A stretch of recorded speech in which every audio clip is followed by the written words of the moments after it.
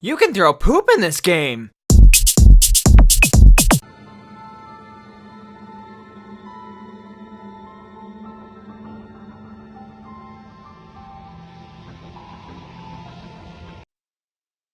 Hi there, Tyler from Tycade here, bringing you a new review. I'm obviously bringing you a new review because, you know, that would be pretty bad if this was a rerun. Anyway, this is a review for a game called 7 Days to Die.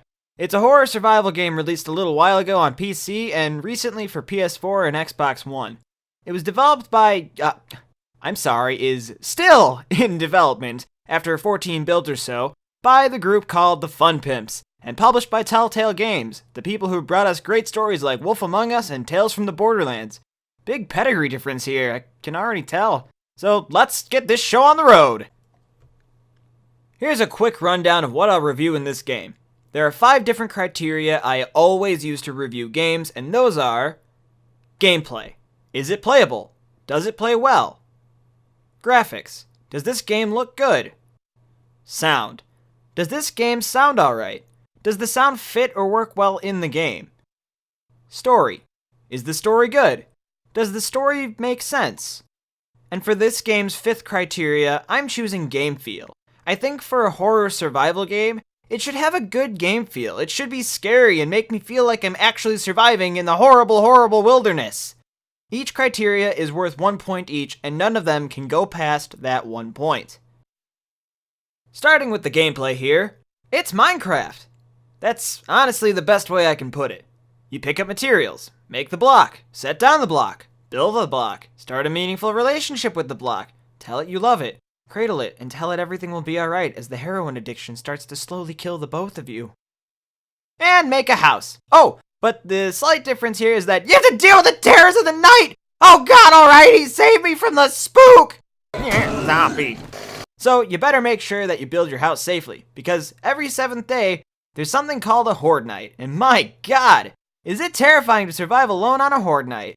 Seriously, it's very scary. Not only is there building, but other tasks you can perform to survive the night, like mining, crafting, smithing, and cooking to say a few. I gotta say, the survival aspect of the game's pretty good. Well done on that. My only complaint with how the game plays is with its combat.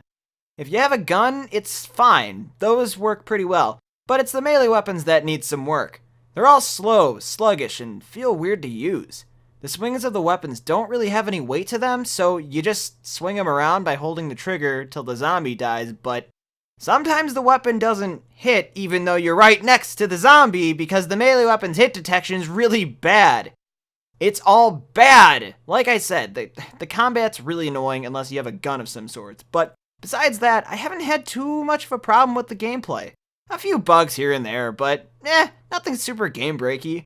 This one gets a half pass, as the survival aspects are pretty good, but the combat's pretty awful. Let's talk graphics. This game looks like shit! The PC version looks okay, but I can't play that. We're looking at the PS4 version here. It looks terrible. Give it a bit so they can update it maybe, and maybe it'll get better, but as for now, I can't say this game's all that pretty looking. I've seen indie games that are textured much better than this, and probably had a smaller budget. So I can't really defend this one at all. It's not unbearable to look at, but it's certainly not pretty.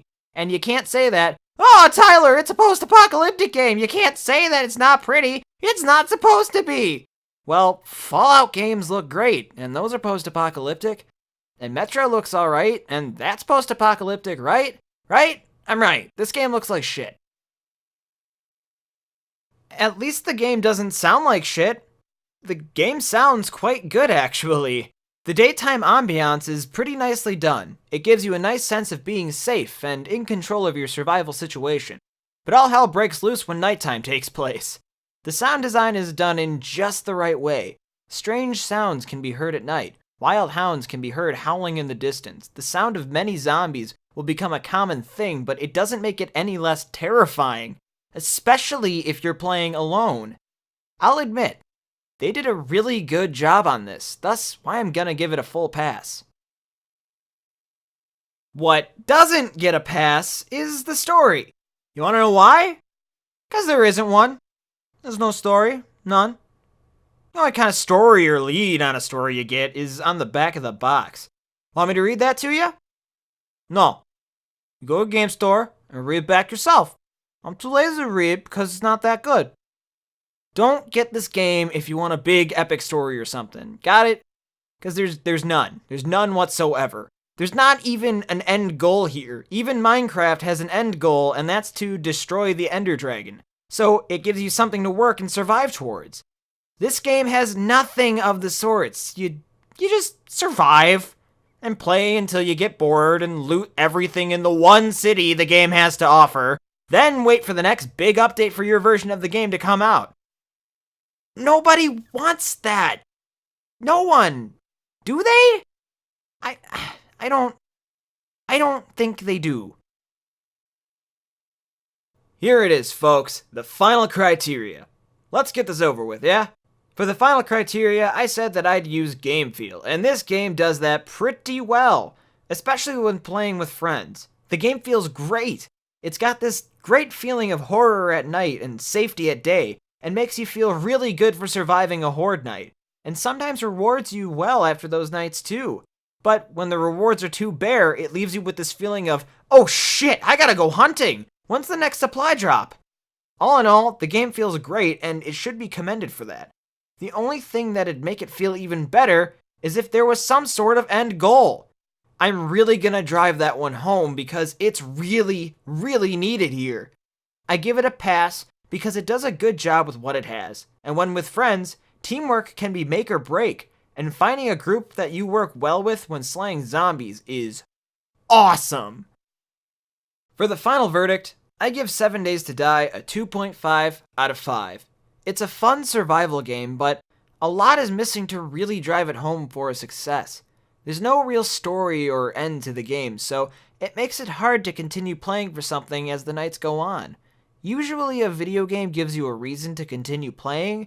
After you make it out alive for a few horde nights, the game becomes repetitive and you run out of things to explore. Don't get me wrong, I still feel like this game is a fun survival experience with loads to offer in the future, but it feels too unfinished. So very blah in a world of amazing games that are already like it. Yeah, I get it. It's an in-alpha game and the PC version is already further ahead of the console versions, but it's still a game released to the public. There should be more to it than to just survive. There should be something more to do after you loot the city. There should be something to do after you armor and gear up for the next horde night. But yet, I see nothing. Honestly, the game's worth a try. And maybe later I'll do an update review on it when it's been updated to become a fuller experience, but for now, I'd tell anyone looking to buy this game to give it some time. This baby's still in the oven. Cake, womb, whatever, you know what I meant. With that, I bid you adieu. See you next time, folks. Thanks, folks, for sticking around. Be sure to like, comment, and subscribe for more. You ain't getting rid of me that easy.